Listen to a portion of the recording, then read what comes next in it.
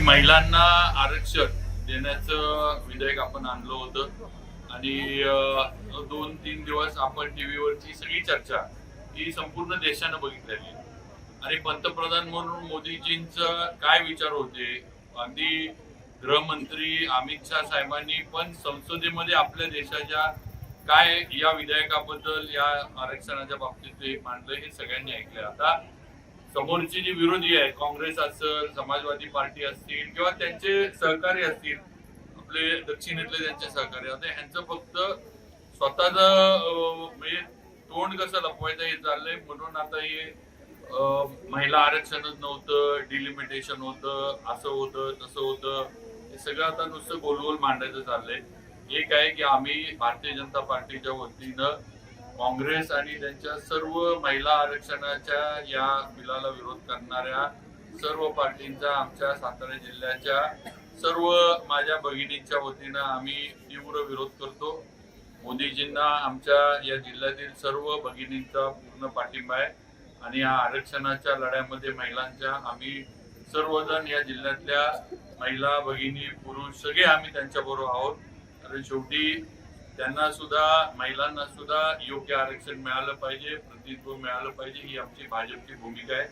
आणि याला फक्त उद्याच्या याच्यामध्ये ही बिल जर मंजूर झालं असतं तर मोदीजींचं ह्याच्यामध्ये हे आरक्षण महिलांना मिळालं आणि हे राजकीय दृष्ट्या समोरचे जे आहेत त्यांना फायदा तर होणार नव्हतं, ही वस्तुस्थिती आहे. म्हणूनच या बिलाला विरोध राजकारण म्हणून केला गेलेला आहे.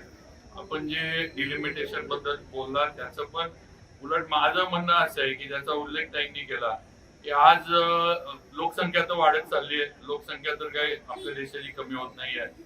आज सेन्सस पण जो आहे तसं पाहिजे तर आजचा सेन्सस तर अजून व्हायचं, या अजून आपण मागचा पण जो सेन्सस झाला तो पण आपण लागू केलेला नाही.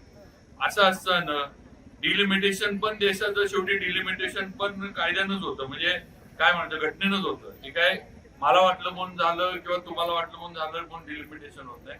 आणि जर लोकप्रतिनिधी वाढत असले, जर संख्या त्याची वाढत असली, केंद्रामध्ये जर जास्त खासदार या देशातून निवडून जाणार असले, जास्त लोकांचं जर प्रतिनिधित्व करण्याची संधी मिळणार असली, विधानसभेमध्ये जर जास्त आमदार जर निवडून येणार असल्याने जास्त लोकांना प्रतिनिधित्व करण्याची संधी मिळणार असली तर यात वाईट काय नाहीये.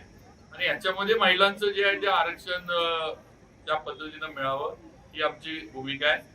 मी सर्व आमच्या भारतीय जनता पार्टीच्या वतीनं आणि आपल्या जिल्ह्याच्या सर्व माझ्या भगिनींच्या वतीनं ते भाजपच्या वतीनं आम्ही काँग्रेस आणि त्यांचा तीव्र निषेध करतो. आणि महिला शक्ती, स्त्री शक्ती ही त्यांना पुढच्या त्यांच्या येणाऱ्या निवडणुकीमध्ये त्यांची जागा या जिल्ह्यात आणि या राज्यात काय आतापर्यंत दाखवलेलीच आहे. मी हा काँग्रेसचा बालेकिल्ला होता हा सातारा जिल्हा, आज इथलं चित्र पूर्ण पालटलेलं आहे, ही वस्तुस्थिती आहे. त्यामुळे पुढे सुद्धा यांची जागा या जिल्ह्यामध्ये काय हे आमच्या या सर्व रणरागिणी दाखवून देतो.